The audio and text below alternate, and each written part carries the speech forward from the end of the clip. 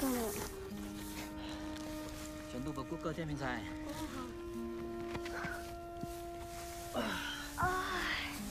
Mi tu keng, ta cậu tiết lô tông này thì tao đâu có chịu hết lửa mà.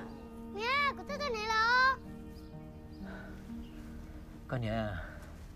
trong nói ba tê đã hẹn, chơi bây giờ chỉ chơi pla nữa rồi. Cái gì, sao mà rong xéo, giờ hết tiếng yêu tao một ly trà đòn chơi, nhưng chỉ giờ thể chơi đâu có dài lỡ liều. Khó có ai có, cô chỉ bỏ cá ô ly trà tia, yêu ly trà tao nó, giờ yêu chỉ thể chơi,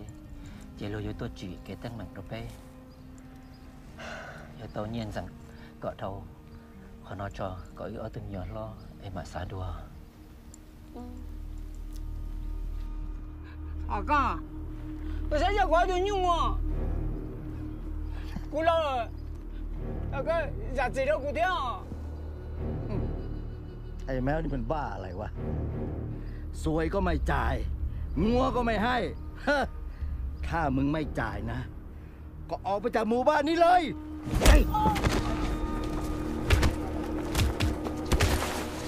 Cô chị, không là cô chị, con muốn cha hả cô chị, sao hả cô chị, conร้องsao qua conไปทำอะไรพ่อหนูแล้วค่ะสาวๆสวยๆเนี่ยมาอยู่บนดอยอย่างนี้ได้ไงวะเนี่ยฮะอย่าทำฉันเลยฉันมีผัวแล้วค่ะเฮ้ยมีผัวแล้ว มีผัวแล้วข้าก็รับได้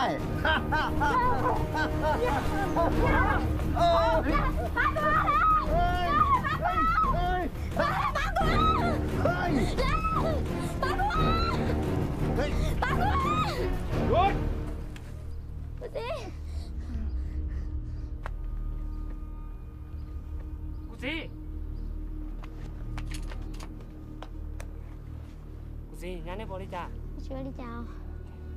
มันจะมากเกินไปแล้วนะ พวกมึงเนี่ย เป็นเจ้าหน้าที่หรือเป็นโจรกันแน่ มันเป็นใครวะ พี่ไม่น่าจะแจ้งตัวที่ค้าเราเกยสวยนะ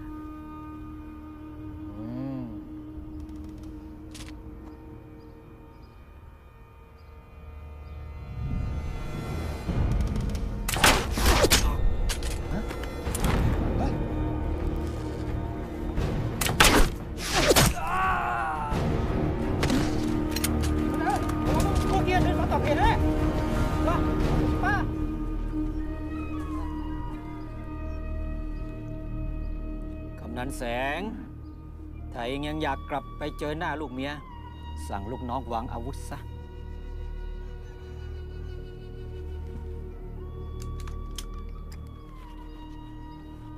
เก่งมากนะพวกแกเนี่ยคอยดู วันหนึ่งพวกแกจะได้รับการตอบแทนอย่างสาสมครับเว้ย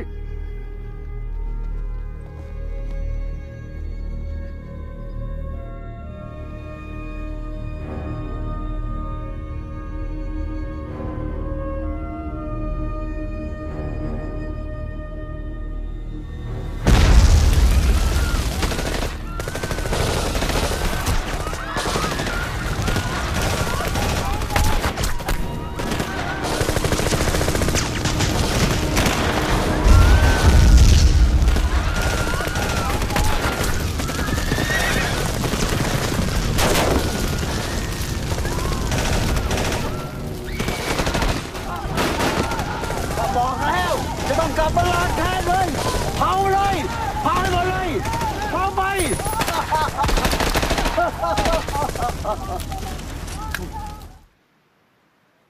พวกเราก็ถูกเจ้าหน้าที่รัฐบาลรังแกเหมือนพวกท่านแต่เรามีกำลังไม่พอที่จะตอบโต้ ฉะนั้นวันนี้ เราจะต้องร่วมมือกันต่อต้านอำนาจเผด็จการของรัฐบาล คนม้งอย่างเราอ่ะ จะไปต่อต้านรัฐบาลได้ยังไง พวกเราอ่ะ มีกันแค่ไม่กี่สิบคน เราไม่ได้หมายถึงเฉพาะพวกท่านเท่านั้น ยังมีพี่น้องที่เจ็บแค้นเหมือนพวกท่านอีกหลายหมู่บ้าน ที่รอโอกาสต่อสู้ร่วมกับเรา แต่พวกเราอ่ะ มีแค่มือเปล่าเราจะเอาอะไรไปสู้กับเขาล่ะ หากท่านร่วมมือกับเรา เรื่องอาวุธ เราจะหาให้เอง สถานการณ์ขณะนี้นะครับพรรคคอมมิวนิสต์แห่งประเทศไทยหรือพคท.ได้ขยายพื้นที่การต่อสู้ครอบคลุมเกือบครึ่งหนึ่งของประเทศกลยุทธ์ของเขาเนี่ยเขาใช้การแย่งชิงมวลชนทั้งนี้ในการหวังผลที่จะเปลี่ยนแปลงประเทศไทยไปสู่ระบอบสังคมนิยมคอมมิวนิสต์เชื่อได้ว่าประชาชนส่วนใหญ่ที่อยู่ในเมืองคงไม่ใช่ปัญหาแต่ที่น่าห่วงก็คือประชาชนซึ่งอยู่ในชนบทชนกลุ่มน้อยซึ่งอยู่ในป่าในเขาซึ่งพวกนี้ด้อยการศึกษารู้เท่าไม่ถึงการก็จะเป็นการง่ายสำหรับการปลุกระดมของพวกพคท.โดยเฉพาะอย่างยิ่งชนเผ่ามงซึ่งมีความทะเยอทะยานและมักใหญ่ไฟสูงถ้าพคท.ได้พวกนี้เป็นกองกำลังหลักการดำเนินงานของพวกมันก็จะมีผลและประสิทธิภาพสูงแล้วท่านมีแผนรับมืออย่างไรบ้างครับผมขออนุญาตนะครับให้ผู้พันกรีไกรจากกรมยุทธการทหารซึ่งมีประสบการณ์การร่วมรบกับชาวม้งในลาวและสงครามเวียดนามเป็นผู้ชี้แจงต่อครับ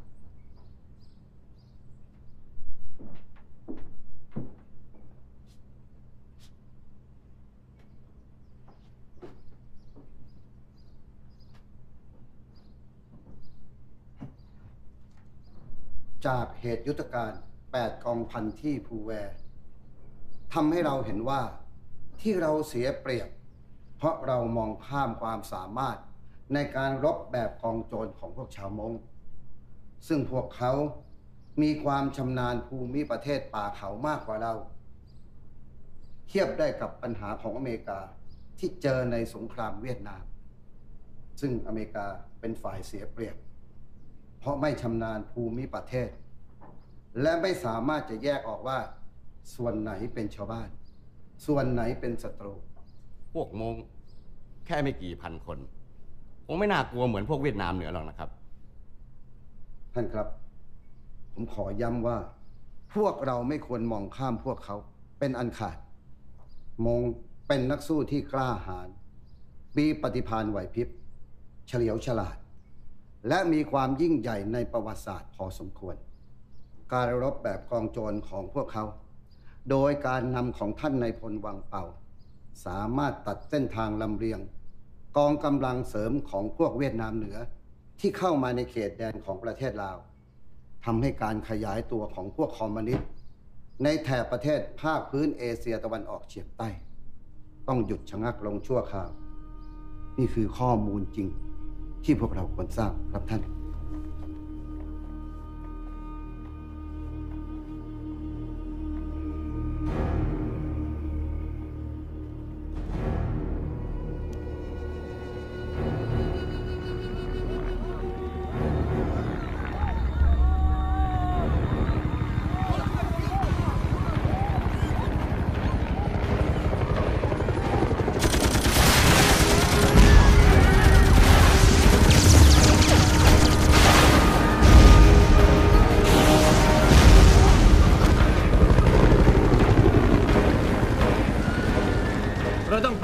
การขยายตัวพรรคคอมมิวนิสต์แห่งประเทศไทยอย่างเร่งด่วนเพื่อเป็นการตัดอิทธิพลของผู้ก่อการร้ายคอมมิวนิสต์และถ้าจำเป็นเราต้องปราบปรามแบบถอนรากถอนโคนไม่ต้องสนว่าพวกเขาจะเป็นใคร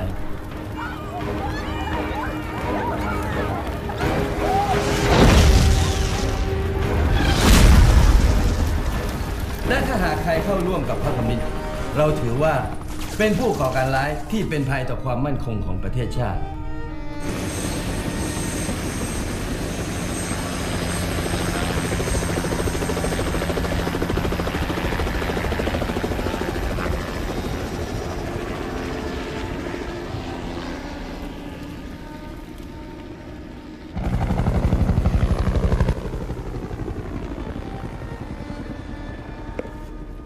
สิงโตจากเสือดำหน่วยข่าวกองของท่านทำงานยังไงอ่ะหมู่บ้านนี้มีแต่ชาวบ้านทางนั้นไม่เห็นมีผก.สักคนหนึ่ง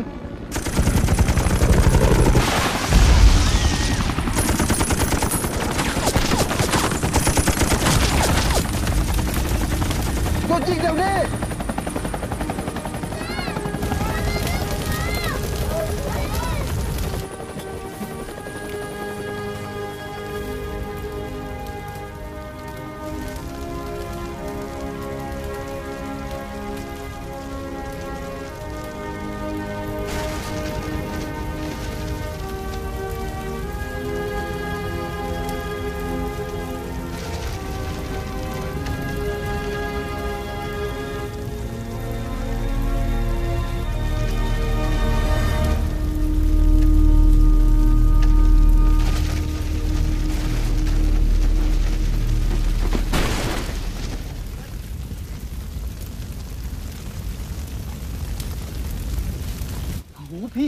พี่เป็นไงบ้างอะไม่ต้องห่วงพี่หรอกเสนารักษ์ดูหน้าผู้พันด้วยแค่เด็กมงคนเดียวพี่ไม่น่าเสี่ยงถึงขนาดนี้นะพี่รู้หรือเปล่าไอ้พวกคอมมิวนิสต์ไอ้พวกนี้นี่แหละจะปล่อยให้เด็กถูกไฟคลอกได้ยังไงเล่าเด็กเขาไม่ได้เกี่ยวข้องอะไรด้วยไม่ต้องห่วงพี่หรอกไปดูคนเจ็บสิว่ามีใครบ้างเพื่อจะช่วยอะไรเขาได้บ้างเราไม่ใช่หน่วยกู้ชีพยูเอ็นนะพี่และถึงตอนนี้จะเป็นผู้ก่อการร้ายหรือชาวบ้านอ่ะเราแก้ไขอะไรไม่ได้แล้วแล้วอีกอย่างหนึ่งพวกมันเนี่ยไม่มีค่าพอที่จะให้เราช่วยเหลือนะพี่โอ้มึงเห็นพวกกูไม่มีค่าใช่ไหมถึงได้มาฆ่าพวกกูปล่อยลูกกูแต่จะฆ่ามาฆ่ากูไม่ต้องจับลูกกูไปเอาปืนลง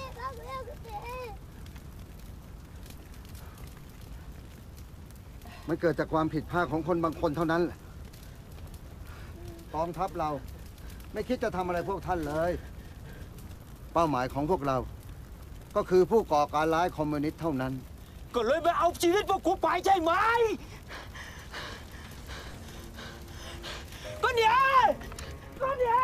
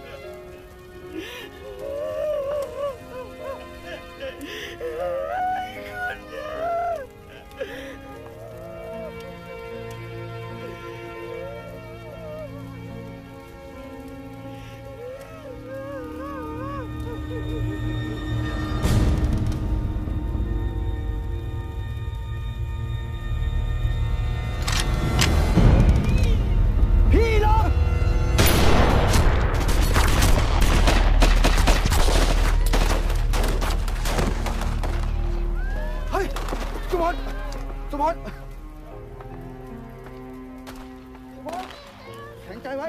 เดี๋ยวฮอกลับมารับแล้วมา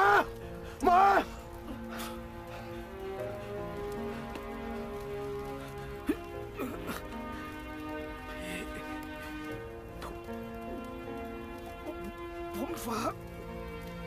ลูกสาวผมด้วยเฮ้ยสุพจน์อย่าพูดอย่างนี้สิสุพจน์เฮ้ยสุพจน์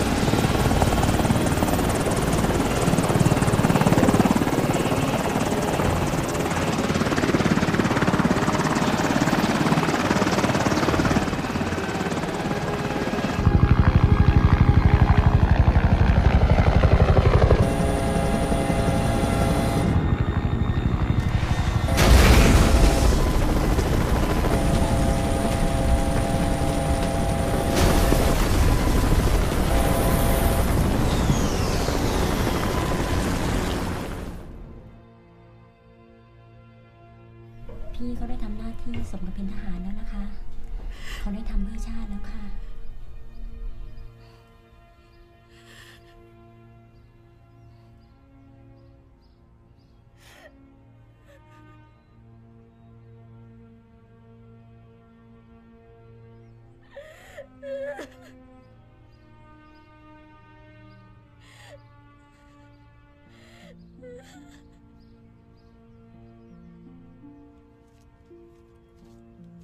ตอนเดือน4หอมนะ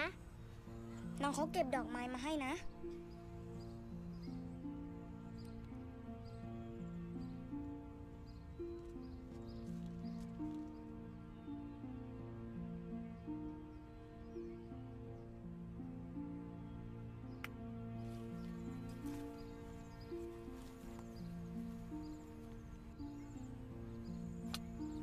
ไอ้หนูเอ้ย ทุกคนต่างก็มีหน้าที่ของแต่ละคน พ่อของเธอ เขาทำหน้าที่ของเขาเต็มที่แล้ว จากนี้ไป เธอก็ทำหน้าที่ของเธอ คือโตขึ้น และช่วยกันป้องกัน ไม่ให้เรื่องแบบนี้เกิดขึ้นอีกในยุคของเธอ นี่เธอฟังฉันไม่รู้เรื่องใช่ไหมแต่ฉันอยากจะบอกเธอว่า ที่นี่เป็นบ้านของเธอ เราจะอยู่ด้วยกันที่นี่ ฉันจะดูแลเธอเอง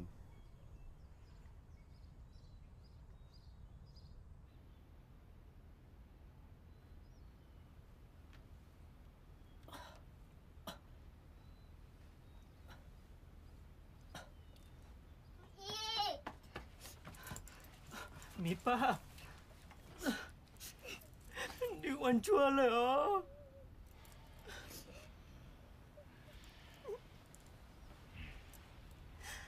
สหายถูกยิงโชคดีที่ไม่โดนจุดสำคัญเราขอชมเชยในความกล้าหาญของสหายและขอแจ้งให้ทราบว่าสหายเป็นคนหนึ่งที่พรรคเลือกให้ไปเรียนการเมืองการทหารและนโยบายของพรรคที่ประเทศจีนเมียข้ายังปกป้องไม่ได้เลย แล้วข้าจะไปช่วยใครได้ เราเข้าใจแต่ถ้าพวกพ้องของสหายมีผู้นำที่กล้าหาญคอยช่วยดูแลพวกเขาก็จะลดความสูญเสียจากการข่มเหงเช่นนี้ลงไปได้สหายคิดว่าไง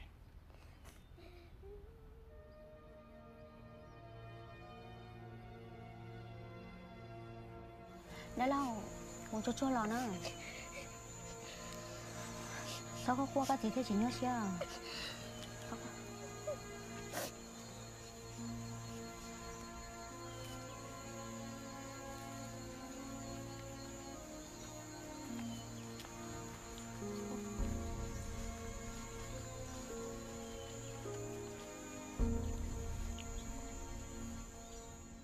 คอควาย เก่งอาริยา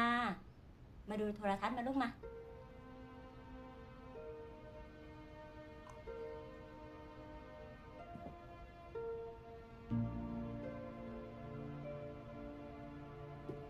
เองนั่งตักพ่อไหมไม่แล้วมาสิมานั่งตักพ่อเลยมาไม่ต้องฝืน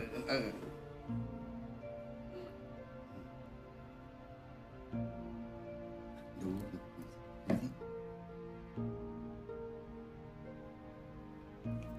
จากไหมในหลวงไหว้ในหลวงนะไหว้ในหลวง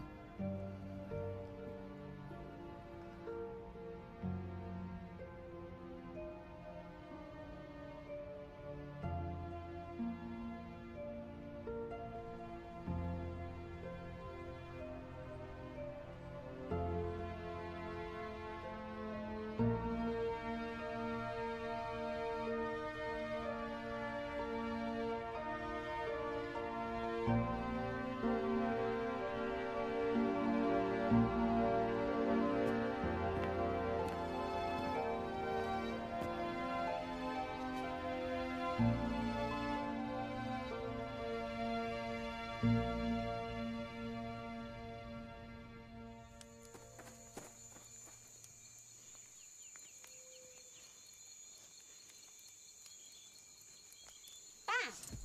ở đây chị nào? Chị ở cái nhà của lúc sầm bù nó đó. Cô chỉ tao nhận rồi cho cá vào sáng cho một đợt sự. Cậu bố bao hai tiếng tên nó kỳ kỳ nè, dưới trên đâu tên lâu đa thế nè. Tôi nên mình nhờ giàu trương xía tao bảo lý coi. Đã một cái hoa chị nó. Phao cái đó có sáng cho cửa nhưng nó nên ra lúc sầm bù sự có được chỉ bù đi. Các chừng cha của thế bây giờ. Chị muốn được con nào? Con ngược kia thế này. Con đừng theo vào cái nào nó. Hai tiếng các tụi nâng được con nào. Nhưng nó ăn từ bố mỏ con nào. Con chỉ là cha. Thế à? Bỏ lên tay xong lại chạy khé mô. Sao ra mô nè. Nâng nè. Ôi trời. Con sẽ chụp nâng luôn kia đi. Nâng co. Khé mô.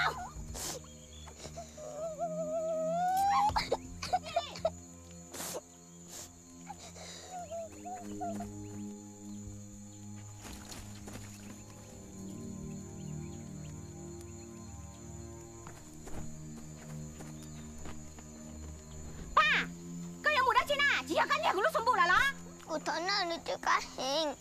Nhìn chơi mua được căn à? Căn chỉ sát đã cá là cả cũng bỏ cái lúc chơi mua đấy á. Chỉ linh đã cái tua kia nữa nè. Thì cho tổng chứ mua tu sa nữa nè.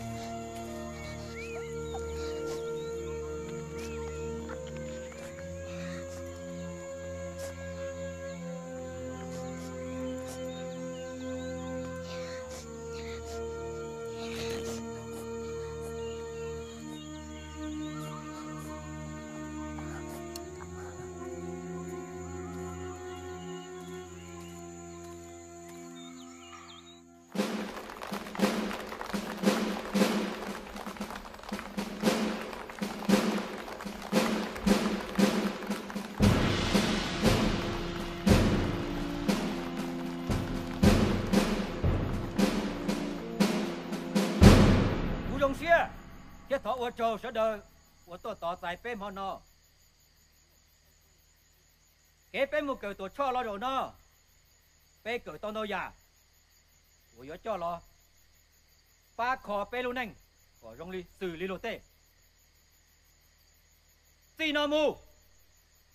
Bê yếu mơ chế khó mò. Bê tê mì tụi mình nhủa. Yếu mơ chế cẩn thơ. Cẩn su cẩn chi. Sẽ đâu, yếu mô và hỏa xí lùa. Xì nó mù. Bê yếu mô tu trò. Lò rõ dây rõ rõ. Bỏ bùa bê sẽ đời, có nhỏ giả cả xe lù. Xì nông nó, lời giá toàn thế. Yếu chỉ mô lên tư. Tùa qua yếu. Chạy chủ bê, rong ly giá đâu ta lò.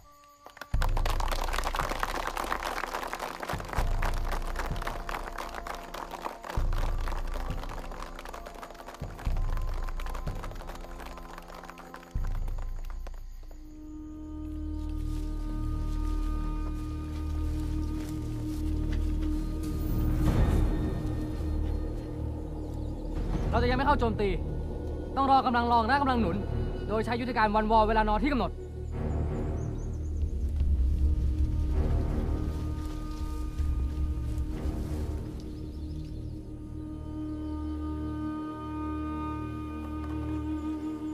หมวด1 หมวด2 หมวด3 ที่หมาย12 นาฬิการะยะ 400 เมตร เข้าโจมตีพร้อมกัน ปฏิบัติ หมวด 2 หมวด 3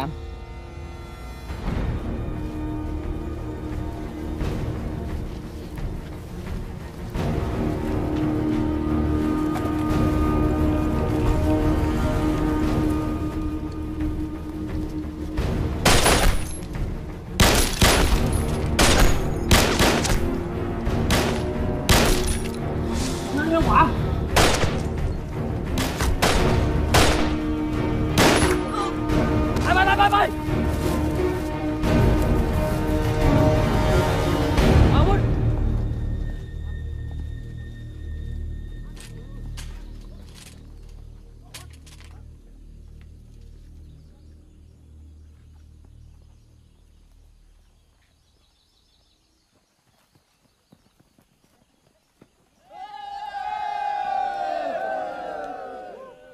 ผลการฝึกเป็นที่น่าพอใจทั้ง3 หน่วยและหน่วยที่น่าพอใจเป็นพิเศษคือหมวดที่ 1เพราะเขายึดที่หมายได้อย่างรวดเร็วโดยไม่สูญเสียกำลังพลและอาวุธเมื่อถึงเวลาปฏิบัติภารกิจที่เขาเคาะขอให้ทุกคนทำให้ได้เหมือนที่ฝึกมาเลิกแถวตรง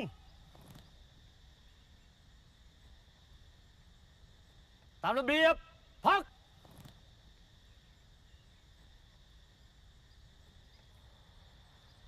แถวตรงหมวด 1 หมวด 2 หมวด 3 หน้าเดิน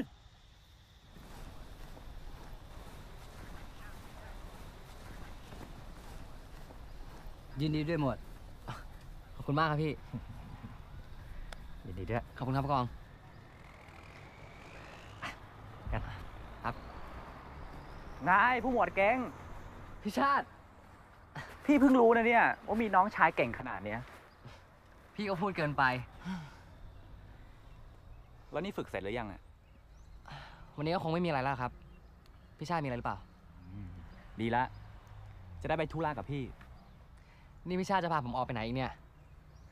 พ่อให้พี่อ่ะไปรับแขกคนสำคัญให้กลับบ้านด้วยใครอ่ะพี่ชาติขอโทษนะครับใช่คุณอาริยาหลานสาวท่านนายพลหรือเปล่าครับ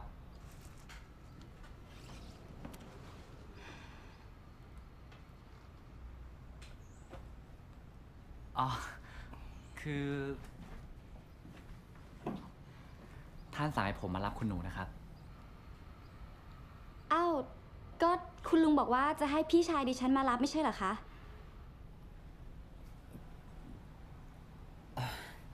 นี่คุณหนูไม่ทราบเรื่องใช่ไหมครับ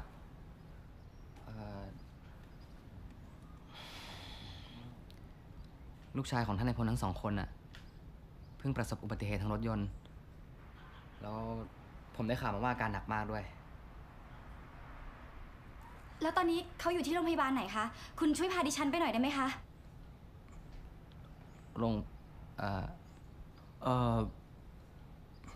ตอนนี้อยู่บ้านนะครับคือนอนพังงาบอยู่บนเตียงหยอดน้ำข้าวต้มด้วยนะครับสงสัยเนี่ยจะพิการตลอดชีวิตครับ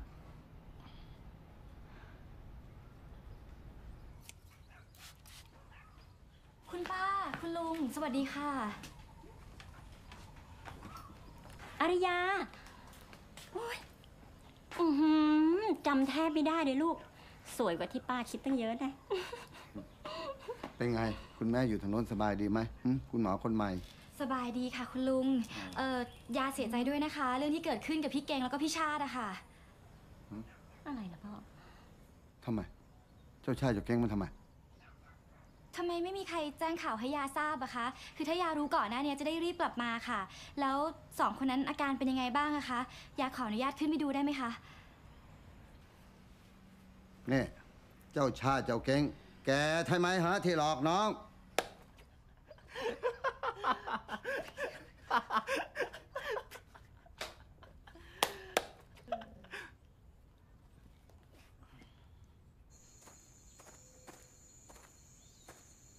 สายเส้นรัว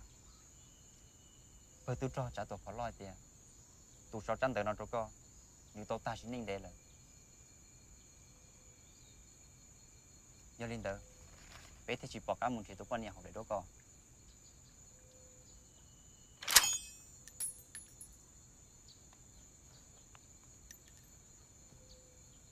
ต่อไปให้สหายทุกคนส่องไปกระบอกปืนนี้ดูซิว่ามีอะไรอยู่ข้างใน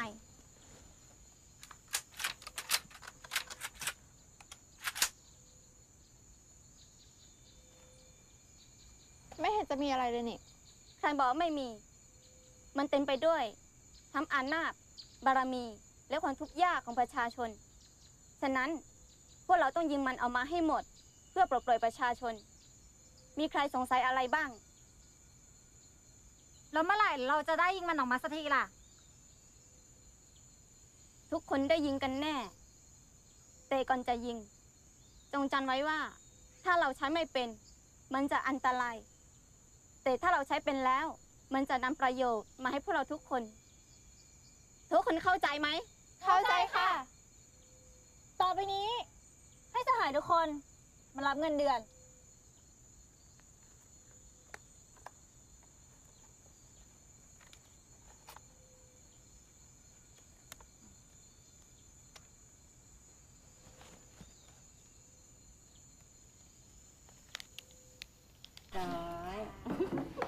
คุณลุงมาแล้วค่ะ โอ้นี่ วันนี้ไม่ธรรมดาเลย มีแต่กับข้าวหน้าทานทั้งนั้นเลย ต้องพิเศษหน่อยค่ะคุณลุง เลี้ยงส่งพี่เก่งทั้งทีอะค่ะ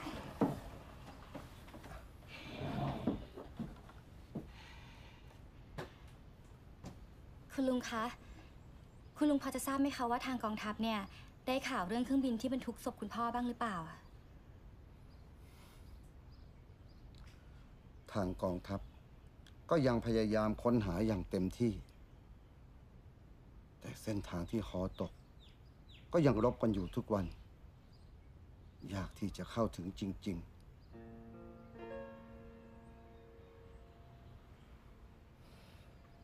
ลุงยังติดค้างพ่อของหนูอยู่ ไม่เคยได้นิ่งนอนใจเลยจริงๆ ถ้าหนูเข้าไปถึงที่นั่นได้คุณพ่อคงไม่ต้องนอนอยู่ในป่านานจนถึงตอนนี้ปริยาลูก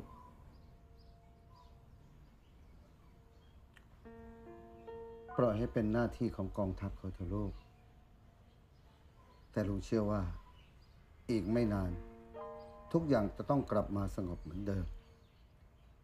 เราต้องได้พาตัวของพ่อของหนูกลับมาทำพิธีได้แน่ๆ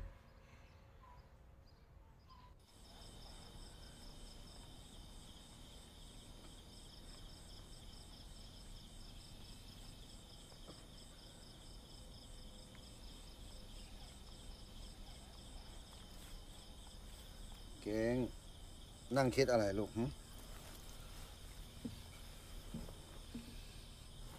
พ่อครับทำไมพ่อถึงไม่ให้ผมไปรบที่เขาคอครับเก่งที่ดงเคียนซาเนี่ยพกค.เริ่มขยายพื้นที่พ่อคิดว่าเก่งควรจะไปที่นั่นมากกว่าแต่ที่ดงเคียนซาก็มีกองกำลังรับมือมากพออยู่แล้วนี่ครับเทียบไม่ได้กับที่เขาคอเลยพ่อบอกความจริงกับผมมาดีกว่าครับ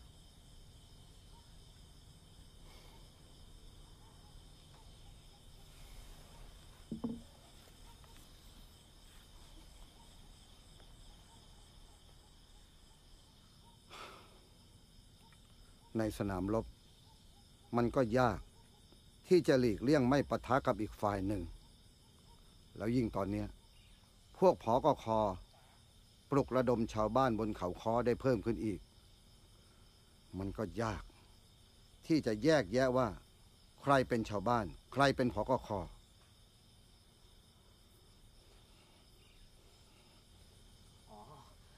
นี่เพราะว่าที่เขาคอมีชาวมงเป็นกองกำลังหลักพ่อเลยคิดว่าผมจะทรยศต่อหน้าที่ของตัวเองแล้วหันไปเข้าร่วมกับพี่น้องชาวมงของผมเหรอครับไม่พ่อรู้ว่าลูกเคารพต่อหน้าที่ของลูกถ้างั้นทำไมพ่อไม่ปล่อยให้ผมไปทำหน้าที่ของผม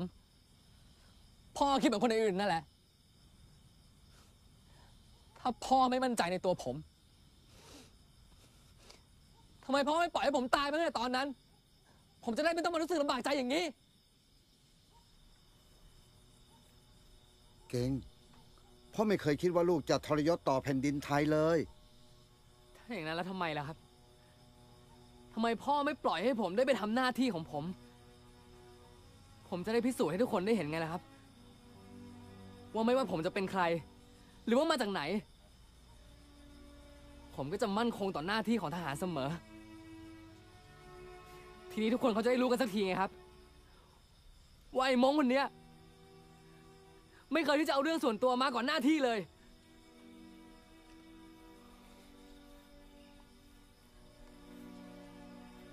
เก่งถ้าพ่อยอมให้ลูกไปทำหน้าที่ในเขตเขาค้อ ก็เท่ากับว่าพ่อเนี่ยส่งลูกไปเข็นฆ่าพวกพ้องของลูกเอง ซึ่งเป็นการทรยศกับบรรพบุรุษของลูก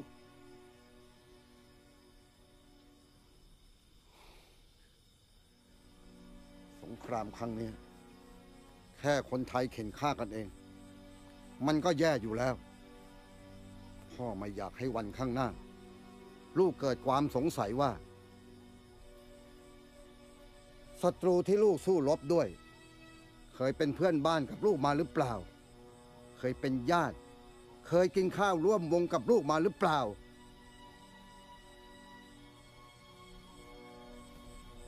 งั้นแสดงว่าที่ผ่านมาผมยังเป็นทหารที่ไม่ดีพอผมก็หลงเชื่อมาตลอดว่าผมได้ทำหน้าที่ของผมอย่างดีที่สุดแล้วผมหลงเชื่อมาตลอดว่าพ่อจะรู้จักผมดีพอ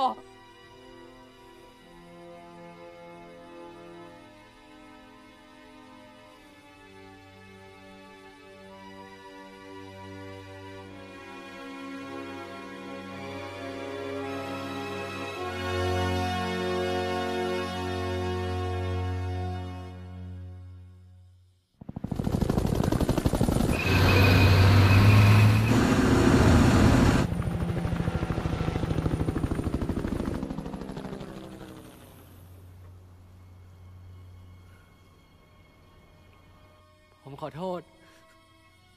ที่ผมเข้าใจพ่อผิดไป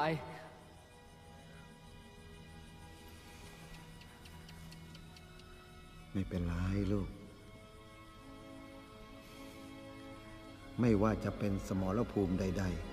ๆมันก็ไม่สำคัญหรอกลูกที่ดงเคียนซากำลังเดือดร้อนจากความขัดแย้งขอให้ลูกทำหน้าที่ครั้งนี้อย่างภาคภูมิใจเถอะลูกครับพ่อผมหมวดทรงเกียรติขอรับคำสั่งและผมสัญญาว่าผมจะไม่ทำให้พ่อและประเทศชาติต้องผิดหวังครับผู้หมวด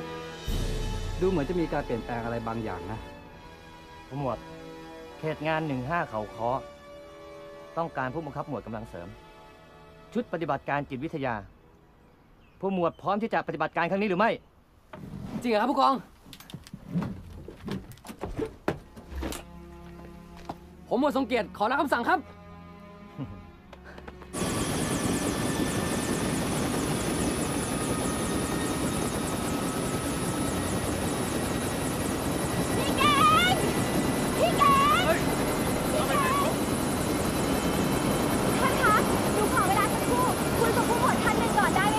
ไม่ได้แล้วหนูพอถึงเวลาเครื่องออกแล้ว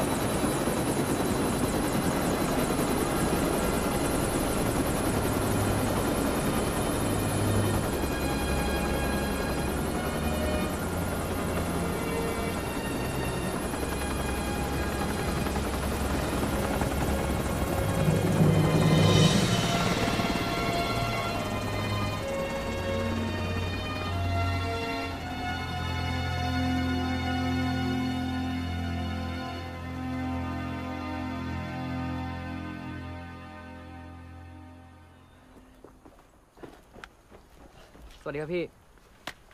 ผมผู้หมวดทรงเกียรติสังกัดกองร้อยพิเศษกองกำลังเสริมจากชุดปฏิบัติการจิตวิทยาศูนย์สงครามพิเศษผมจติวสันต์สังกัดกองร้อย38จากกองพันฐานที่2ครับผมตามสบายพี่นั่งเลยครับ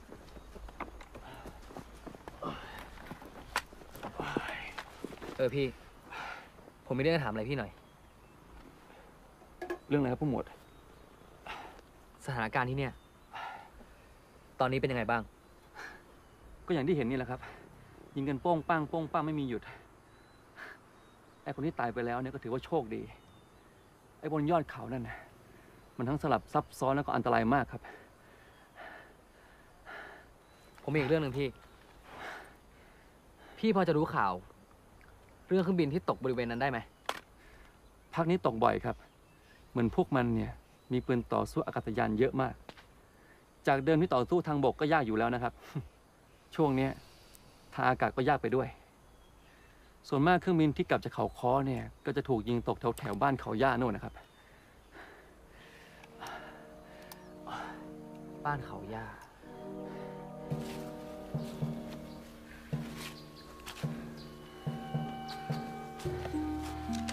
หยุดยกมือขึ้นพวกมึงเป็นใคร อย่ายิง พวกเราเป็นนักศึกษา เป็นนักศึกษามาจากในเมือง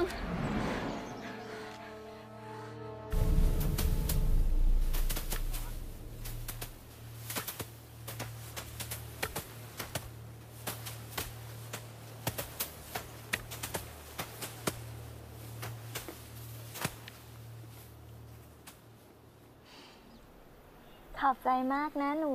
ห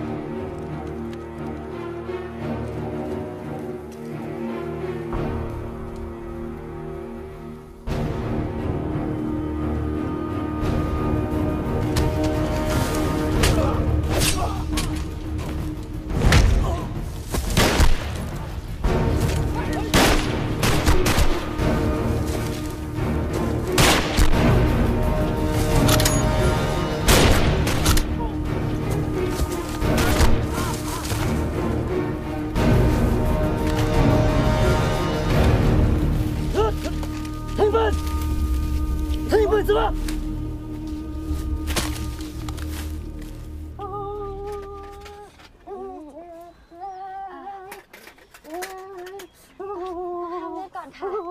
ให้หมอจัดการเองดีกว่าค่ะ ฉันเรียนหมอมาค่ะ ให้ฉันช่วยนะคะใจเย็นนะคะ ขอกรรไกรด้วยค่ะ จะตัดผ้าพันแผลออก แล้วก็สำลีใส่ยาฆ่าเชื้อนะคะ แล้วขอผ้าพันแผลด้วย นิ่งๆนะคะ นิ่งๆนะคะ ทนนิดนึงนะคะ ทนนิดนึงนะคะ ช่วยฉีดมอร์ฟีนแก้ปวดให้คนไข้ด้วยค่ะ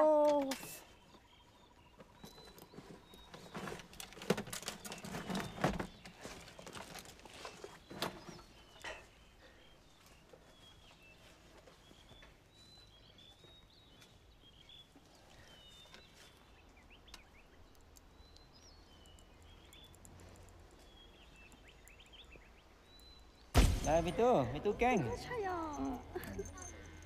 Còn nhẹ đó.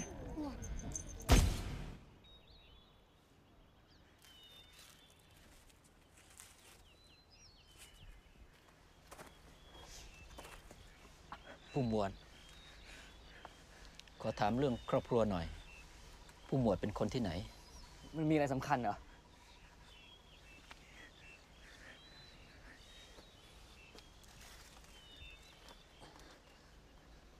เราอยากสืบเรื่องนี้ให้กับหัวอกผู้เป็นพ่อคนหนึ่ง ที่ต้องพลัดพรากจากลูกชาย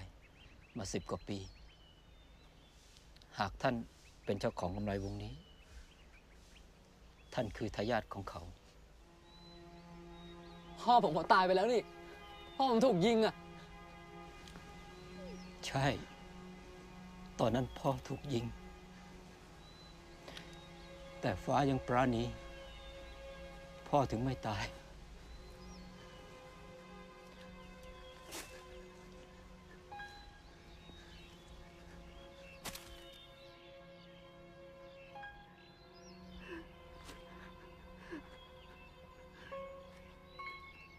เช้าที่ผมตื่นขึ้นมา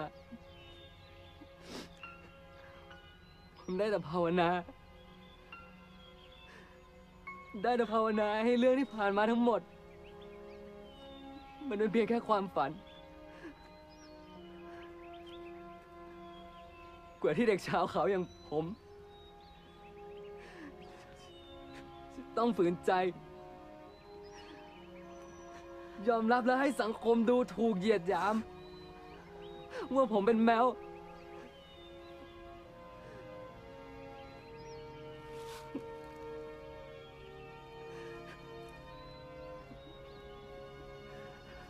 ถ้าพ่อทำให้ลูกต้องลำบาก พ่อขอโทษด้วยลูก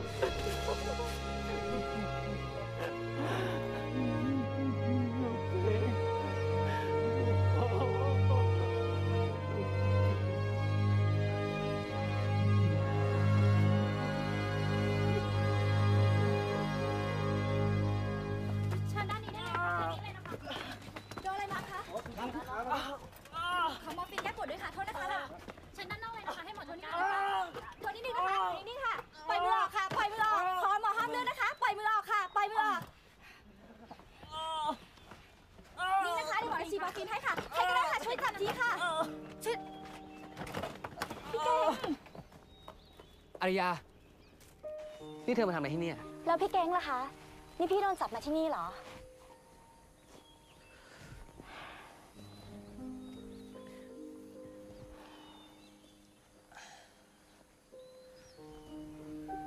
ยา ที่นี่มันเป็นที่ที่อันตรายมาก ยามาอยู่ที่นี่ได้ยังไง หรือว่ามีใครบังคับให้เธอมา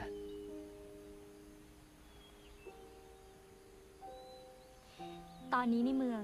เริ่มวุ่นวายจนใกล้จะเกิดจลาจลแล้วค่ะ ทางการก็ทำกับผู้ประท้วงเกินกว่าเหตุ ยาทนอยู่เฉยๆไม่ได้ค่ะ แล้วพอนึกถึงคุณพ่อ ยาก็นึกถึงที่นี่ ที่คุณพ่อรอยาอยู่ และนี่คุณพ่อคุณแม่ รู้เรื่องที่เธอออกมาที่นี่หรือเปล่า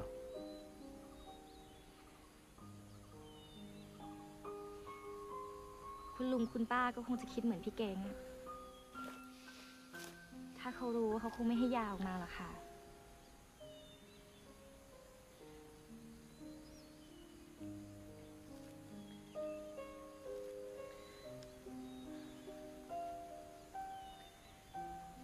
ยาพี่ขอร้องแล้วนะ ที่เนี่ยมันเป็นที่ที่กองทัพต้องมากวาดล้างพี่ไม่อยากให้ยาต้องอยู่ในที่ที่อันตรายแบบนี้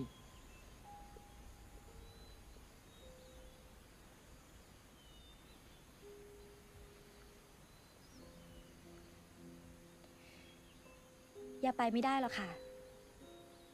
คนที่เนี่ยต้องการความช่วยเหลืออย่างมาก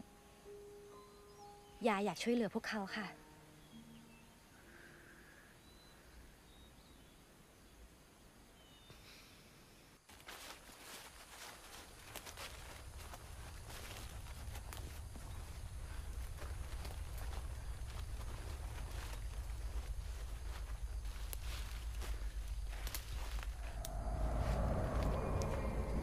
พื้นที่ตรงเนี้ยเป็นพื้นที่ที่เครื่องบินของกองทัพอากาศถูกยิงตกอยู่บ่อยๆรวมไปถึงเฮลิคอปเตอร์รหัส 5J614 ที่นำผู้ทหารออกมาจากหมู่บ้านชาวเขา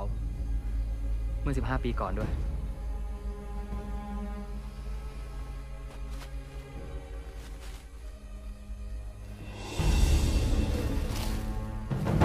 พี่ครับพี่เข้ามาช่วยผมนี้หน่อย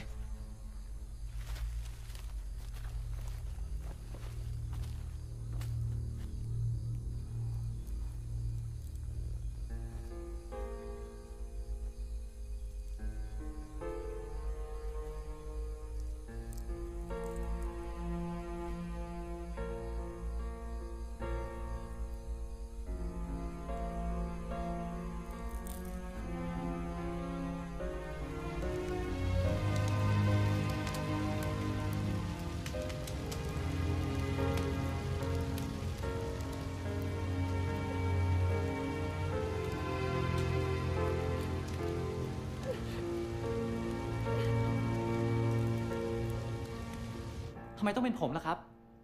ผมรู้ว่าผู้หมวดคงแปลกใจที่จะอยู่กลางกองทัพมาขอความช่วยเหลือจากกองสืบสวนของกรมตำรวจผลงานของผู้หมวดส่วนหนึ่งและการที่ผู้หมวดเป็นพี่น้องกับผู้หมวดทรงเกียรติหากผู้หมวดเกรงตัดสินใจเปลี่ยนใจเป็นคอมมิวนิสต์ด้วยความสามารถและยุทธการในการรบเขาจะเป็นบุคคลที่อันตรายมากด้วยเหตุนี้หน้าที่ของคุณต้องคอยติดตามความเคลื่อนไหวของเขาอย่างใกล้ชิดผู้หมวดต้องคำนึงถึงความมั่นคงของประเทศชาติมากกว่าพี่น้องผมคงไม่ต้องย้ำนะว่าผู้หมวดจะทำยังไง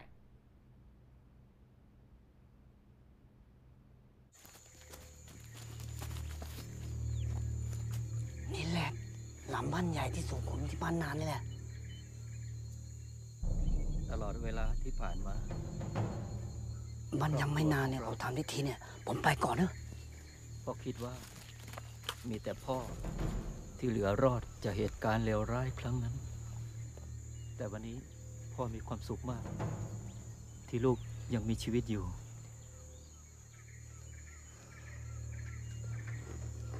ตู้มันก็สัตย์ได้หรอ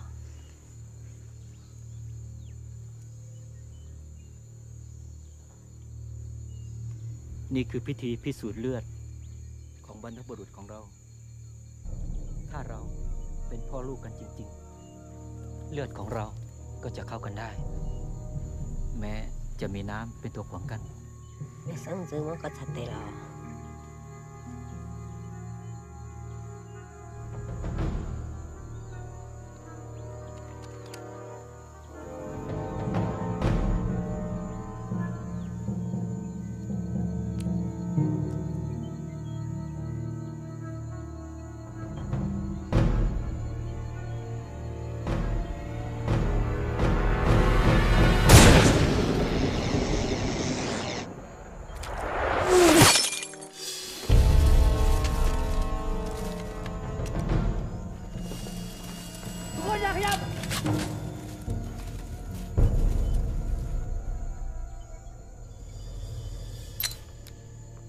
ปล่อยน้องค่ะ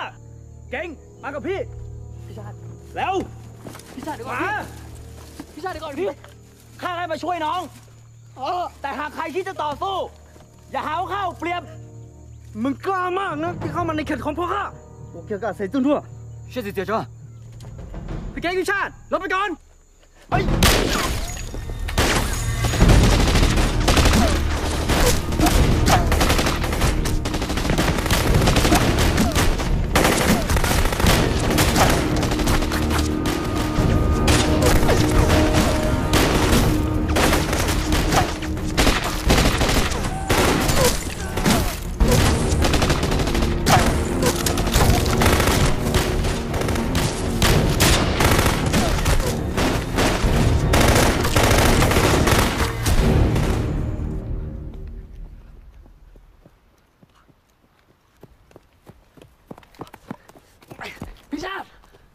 พี่มาทำลายพิธีของผมทำไมอ่ะ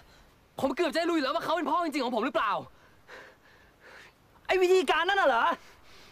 นั่นมันล้าสมัยเกินกว่าจะเชื่อถือได้แล้วมันอาจจะเป็นวิธีการชักชวนให้แกเข้าร่วมขบวนการคอมมิวนิสต์ก็ได้แต่ผมมั่นใจว่ายังไงเขาก็ต้องเป็นพ่อที่แท้จริงของผมแน่ๆ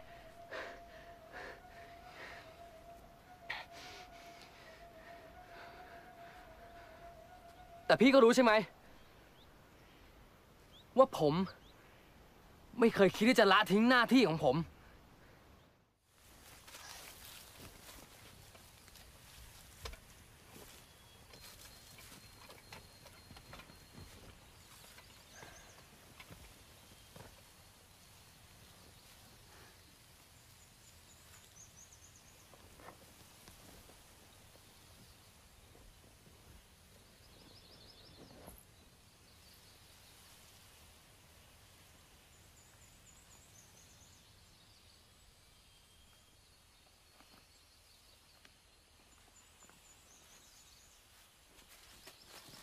เฮ้ยสหายรูปใครอ่ะแฟนเหรอโอ้โหแฟนของสหายเนี่ยทั้งหล่อทั้งดูดีเลยเนี่ยนั่นน่ะพ่อฉันต่างหากอ๋อแล้วรูปแฟนของสหายอ่ะฉันขอดูหน่อยสิฉันไม่เคยมีแฟนแล้วจะมีลูกได้ไงล่ะโหหน้าตาอย่างสหายเนี่ยนะไม่เคยมีแฟนใครเขาจะเชื่อหรือว่ากลัวฉันเนี่ยจะไปฟ้องผู้ใหญ่นะขอดูหน่อยนะฉันอยากรู้ว่าแฟนสหายอ่ะจะหล่อแค่ไหนสหายหลังจากที่ฉันเข้ามาเป็นทหารสหายเป็นเพื่อนที่ฉันไว้ใจที่สุดถ้าไม่เชื่ออ่ะเอาไปดูได้เลย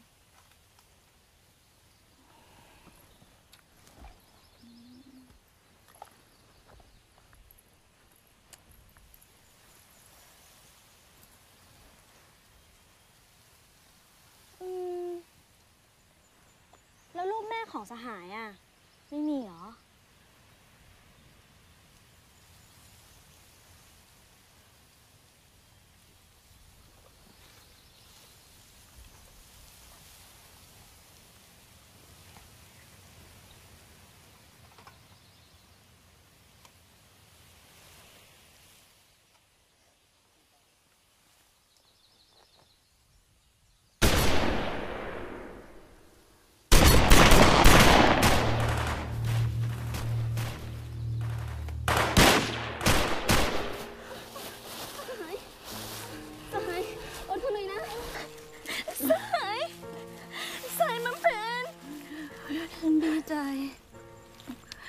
ที่ฉันได้ตายในหน้าที่เพื่อประชาชนของเราฉันทำถูกแล้วใช่ไหม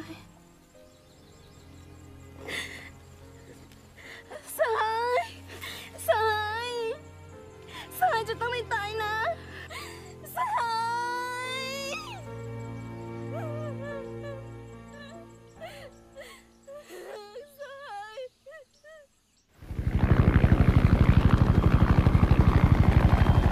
你找的这个叫炸车弹，炸车弹炸上变多了，炸车弹这里让我骂多，吃饭了是长的桥，这里转站转着到他们那边，到他这个让我骂多了，叫他直接炸车弹叫他们分这个不错，也打好了，叫他直接直接分那个车弹。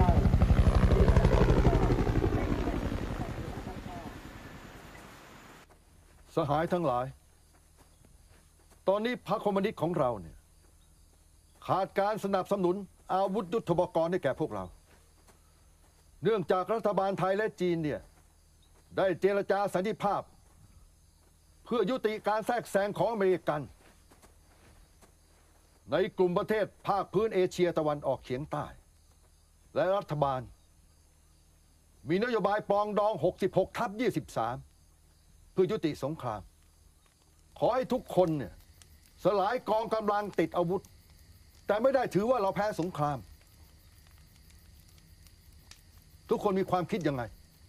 ถ้าสถานการณ์เป็นอย่างนี้ฉันคิดว่า เราควรจะวางอาวุธ และยอมมอบตัวดีกว่า ผมเห็นด้วยครับ สหายจะบ้าเหรออำนาจมันอยู่ที่ปากกระบอกปืนกับกองกำลังถ้าเรายอมจำนนใครจะรับรองความปลอดภัยของเรา เรื่องนั้นเราก็หนักใจ แต่ท่านไม่ต้องเป็นห่วงหรอกเพราะนโยบาย 66/23 สามารถให้เราเนี่ยเข้าไปดำรงตำแหน่งการงานที่เราเคยมีอยู่ โดยที่รัฐบาลไม่เอาผิดถือโทษ แล้วพ่อแม่พี่น้องร่วมอุดมการณ์ของเรา โดยเฉพาะพี่น้องมงที่ลูกหลานไปตายในสนามรบตั้งมากมาย จะเอาหน้าที่ไหนไปสู้กับเขา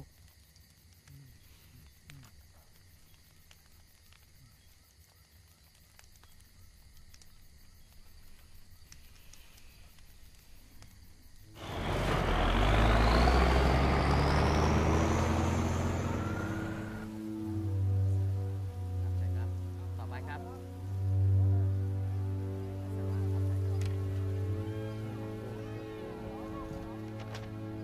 ครับ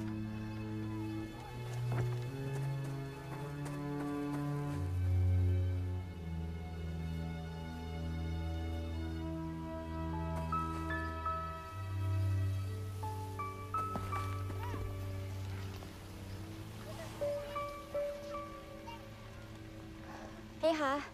โทษนะคะ พี่รู้จักทหารไทยคนหนึ่งที่เขาเป็นคนมงด้วยอะค่ะ ชื่อว่าเก้งค่ะ รู้จักไหมคะ เพิ่งมาใหม่ไม่รู้จักครับ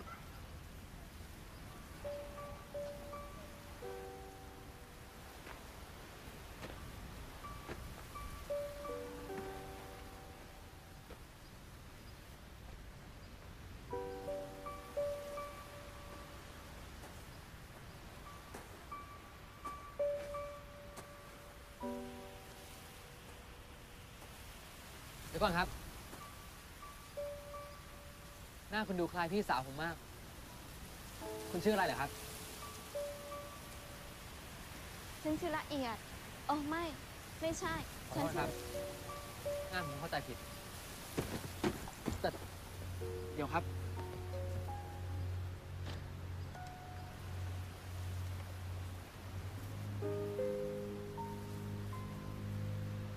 คุณคือผู้หญิงในรูปนี้ใช่ไหม ไม่ใช่ ฉันไม่ใช่คนในรูปถ่ายนี้หรอก เดี๋ยวก่อนพี่ พี่อย่ากลัวผมเลยนะ ผมรู้จักพ่อเจ้าดัว ที่พี่กำลังตามหาอยู่ พี่มีอะไรให้ผมช่วยไหม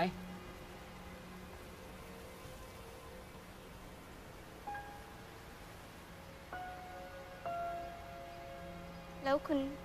เป็นอะไรกับเขา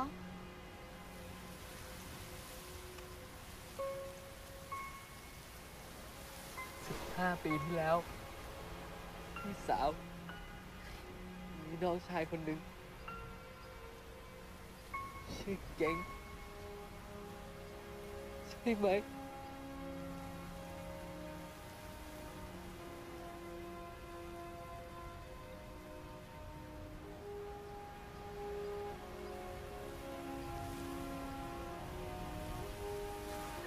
ในที่สุดผมก็ได้เจอพี่จนได้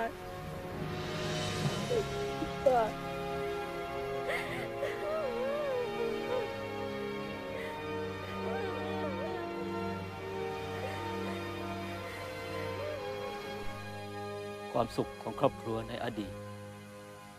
ที่หายไปนานแล้วนะ ได้กลับคืนมาอีกครั้ง เมื่อพ่อพบหน้าลูกทั้งสอง วันนี้พ่อมีความสุขมากเลยลูก พวกเรายินดีด้วยที่ครอบครัวของท่านได้อยู่พร้อมหน้าพร้อมตากัน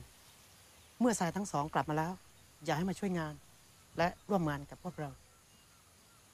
ใช่ ลุงเขาพูดถูก เรื่องนี้ลูกคิดยังไง เพราะสงครามทำให้พวกเราต้องพลัดพรากจากกันอย่างนี้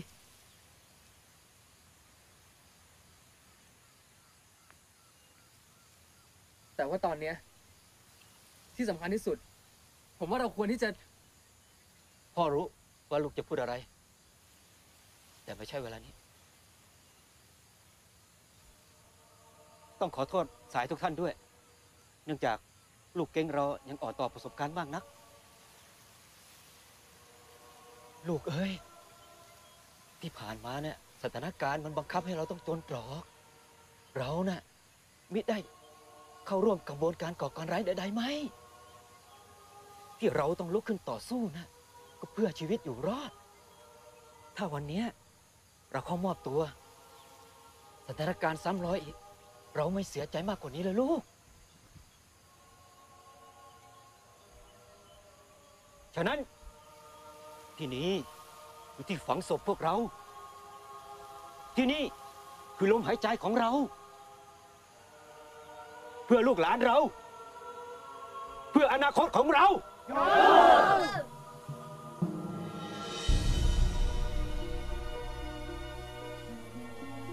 เพื่อแผ่นดินที่เรายืนอยู่ตรงนี้ แม้เราจะเหลืออยู่กี่คนก็ตาม เราจะสู้จนลมหายใจสุดท้าย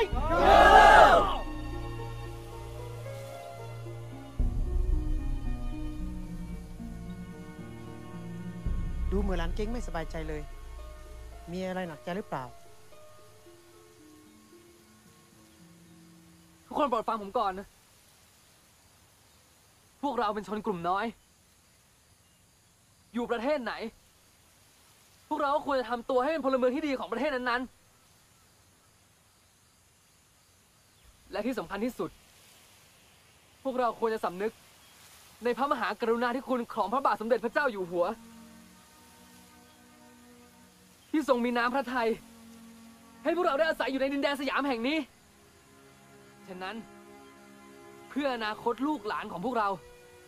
ผมคิดว่าพวกเราควรวางอาวุธและมอบตัวจะดีกว่า พูดอย่างนี้เนี่ย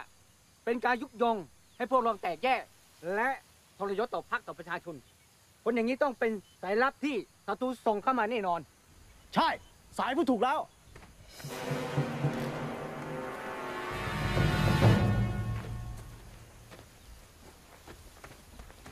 พี่น้องทั้งหลาย นี่คือศพของสหายวรวิทย์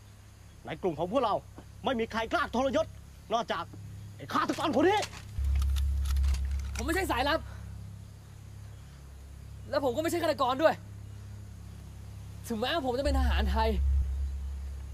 แต่ผมก็ไม่เคยลืมสายเลือดม้งของผม สิ่งที่ผมพูดไปทั้งหมด ก็เพราะไม่อยากให้พวกเราชาวม้งต้องพบกับความหายนะและหลงผิดไปมากกว่านี้ ต่อช่วยฉันเด้อสายฉันเด้อแต่用乜境嘅需要幾律師，管正鬥嘅，我讀到呢，只要我弄些用練頭。你หาชีวิตก่อนน่ะกูกะมองกูรู้จักได้เราเต็งจีเก่งเชื่อตัวนึงน่ะวิอื่นอยู่ขอตัวเก่งตัวน่ะ用，有練頭，有個人好啲啊，我當吹警報多，真嘅。ยกมือขึ้นอยู่ได้ยกมือ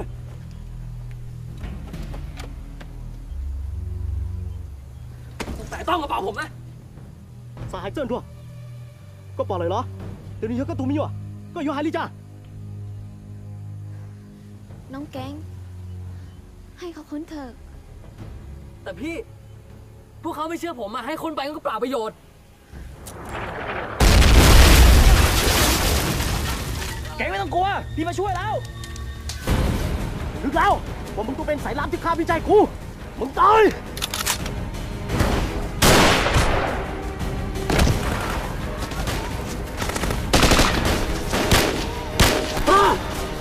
站住！多玻璃架！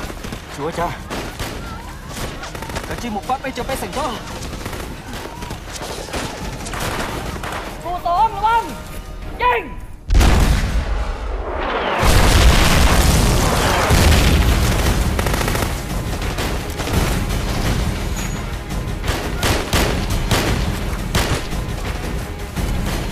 พี่ป้าพาพ่อลงไปก่อนสีมัวสี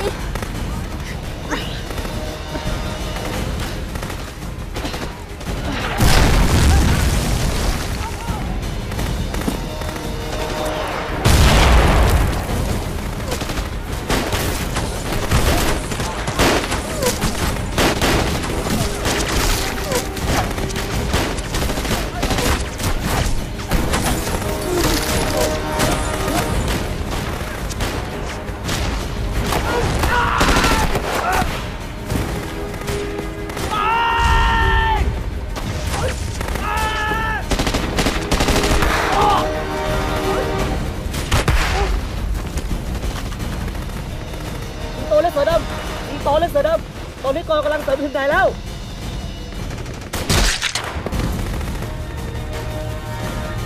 พี่ชา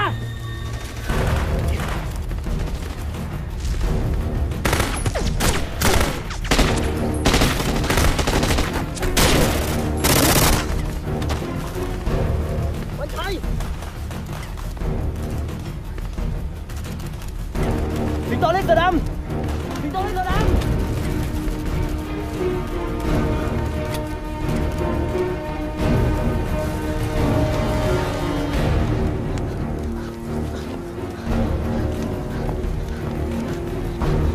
ระวังตัวเจังฟ้าแล้ว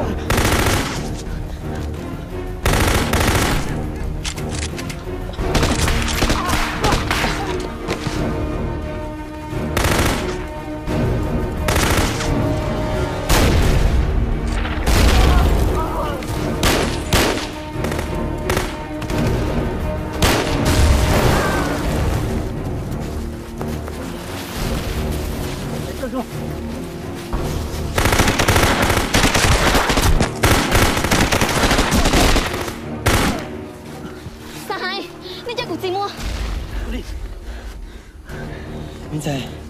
需要嗰度傾啦。蒸花啦，明仔，蒸花嗰度傾。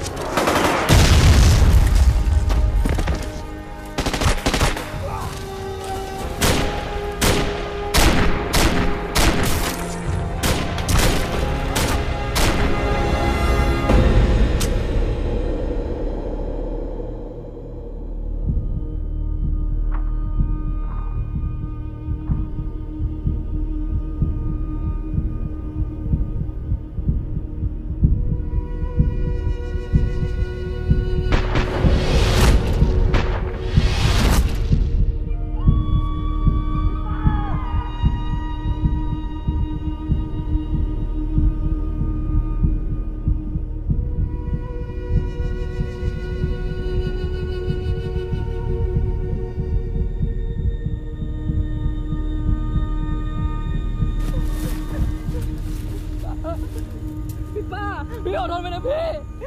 พี่ป้าพี่ต้องไม่เป็นไรนะ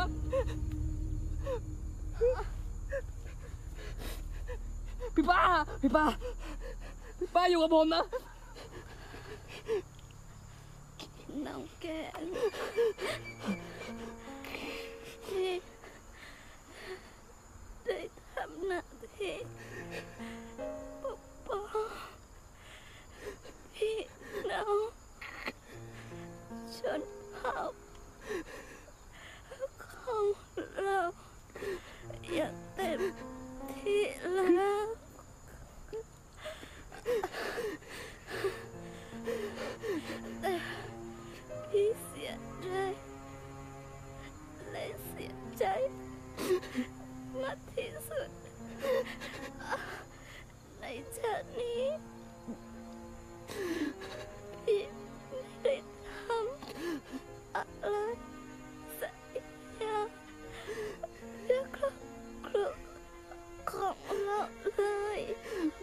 ไม่เลยพี่ผมภูมิใจมากเลยนะที่พี่มีพี่สาวเป็นทหารที่กล้าหาญแบบนี้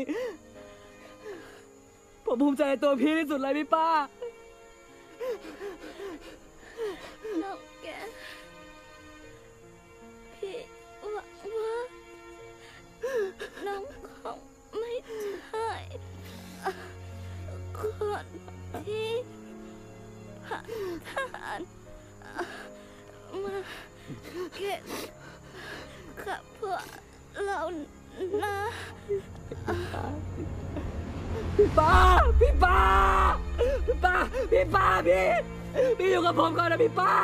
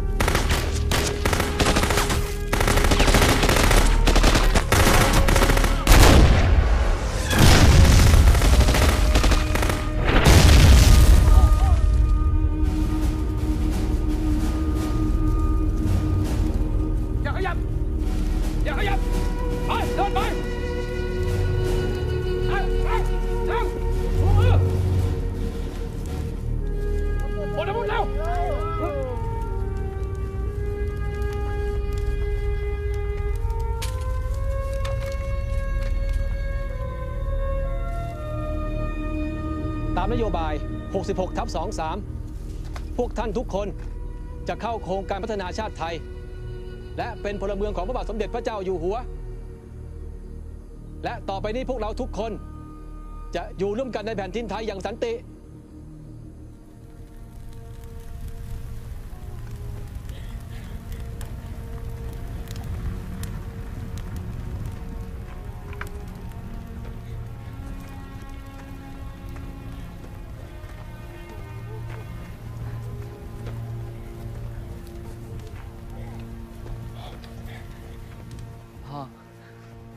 พ่อไม่ต้องกลัวนะ เมื่อทุกคนยอมจำนนแล้วเนี่ยผมรับรองว่าพวกเขาจะต้องปลอดภัย แต่ตอนนี้พ่อรีบทำแผลก่อนดีกว่าไม่เป็นไรลูกแล้วพี่ป้าของลูกมามอบตัวยัง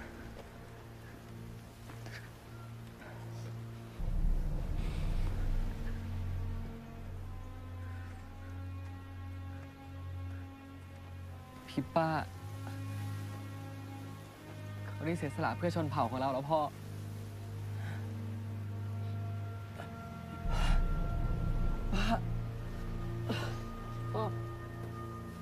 ใจดีไปแล้วพ่อ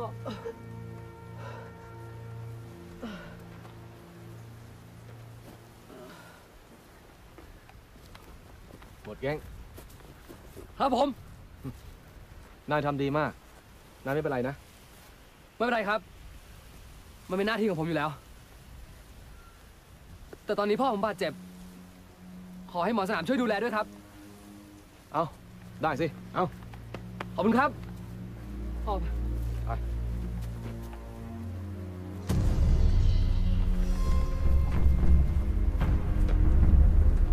รับพ่อผมด้วยนะครับ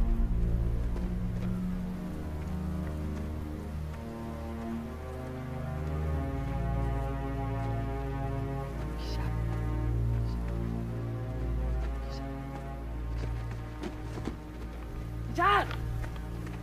พี่ชาติ พี่ชาติได้ยินผมไหมพี่ พี่ชาติ พี่ชาติ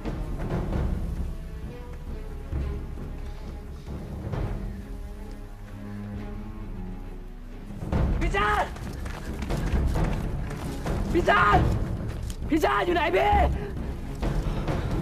แกงไม่อยู่นี่ พี่ชาติ พี่ชาติ พี่ชาติพี่ชาติพี่ชาติพี่ชาตินี่เป็นอะไรใช่ไหมพี่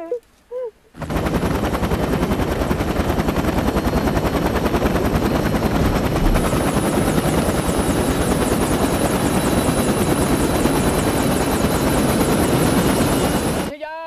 วุฒิ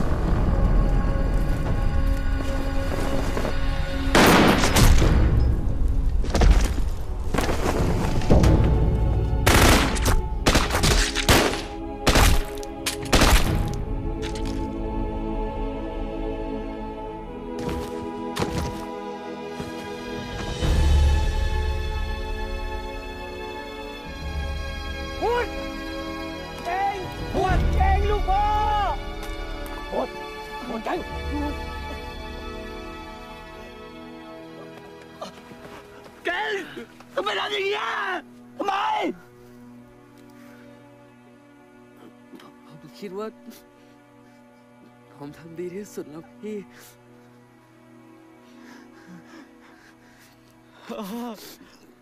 แกทำดีที่สุดแล้วจริงๆอะ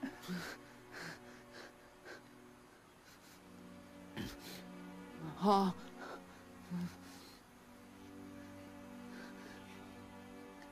ผมตาย ผมก็ไม่เสียดายแต่ที่เสียใจที่สุด ผมเป็นมง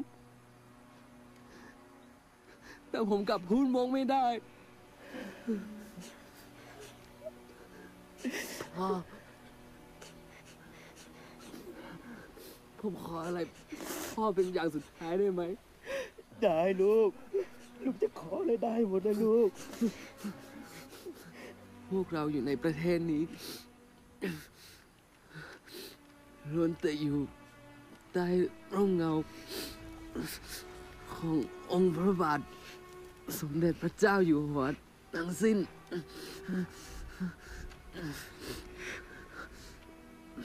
พ่อต้องสัญญากับผมนะว่าพ่อจะพาพี่น้องมงที่หลงเหลืออยู่ในป่าเข้ามอบตัวเพื่อเป็นพลเมืองดีของประเทศและอย่าให้พวกเขาต้องหลงผิดอีกต่อไป ได้ลูกพ่อสัญญาพ่อสัญญาแกงจะตายไม่ได้นะเว้ยไอ้แกงลูกจะตายไม่ได้นะ ลูกต้องอยู่ดูแลชนเผ่าของลูกต่อไป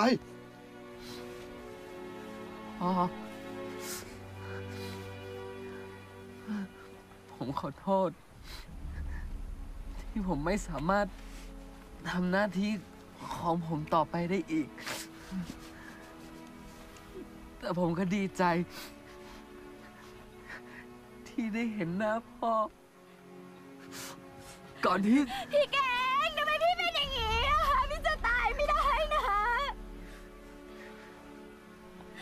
ยาพี่ตายไปตั้งแต่ยังเด็กแล้ว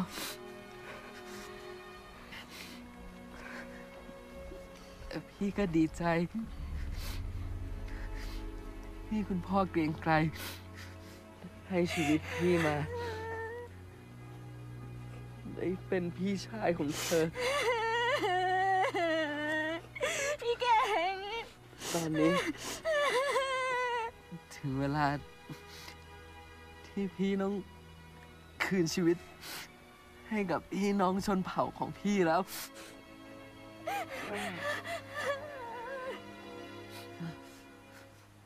พ่อ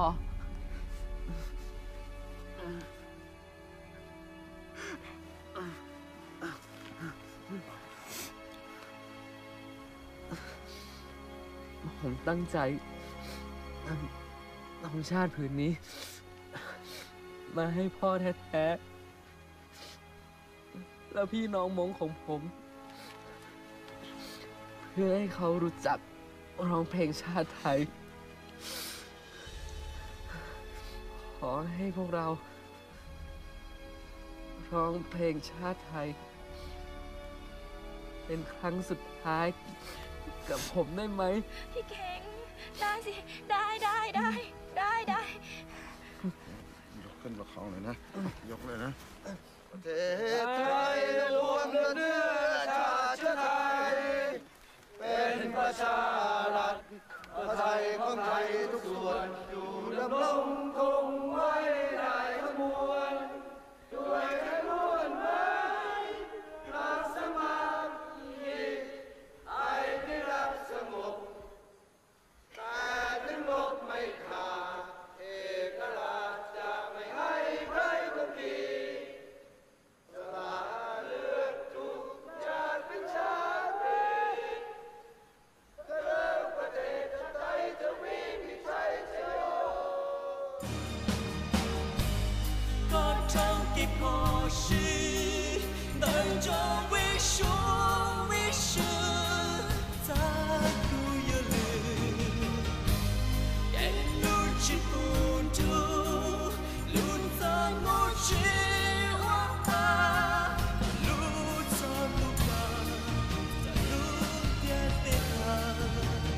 他刚与老公是在老公的都给我给了我你定明我帶嘅拖咗過去老公是我一我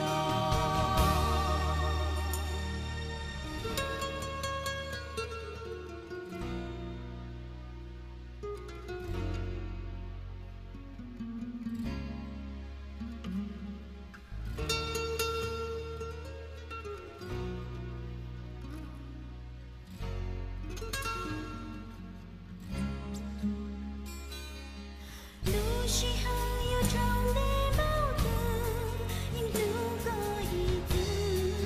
寂寞路过起不了的陪着我在左呀右高我的太高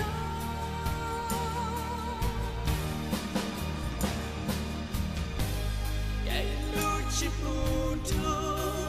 路在我之我吧一路在路吧在路边的他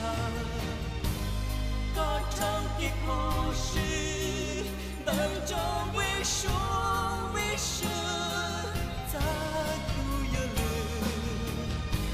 一路起不住路在我之我吧路在路吧在路边的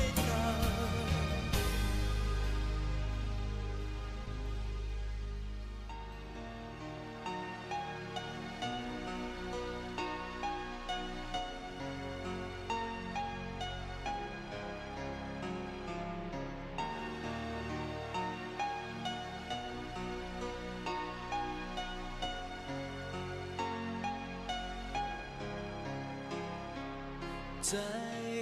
ฉันไม่เคยยอม แม้จะต้องตายสูญสิ้นสลายวันนี้ถึงจะเป็นยังไงความรักอันยิ่งใหญ่จะเธอทูลเสมอวันเวลาจะผ่านนานเท่าไรเพราะรักเธอหมดใจหมดไม่เหลือเลยไม่ยอมให้ใครทำร้ายเธอแม้เสียทุกอย่างไปจาก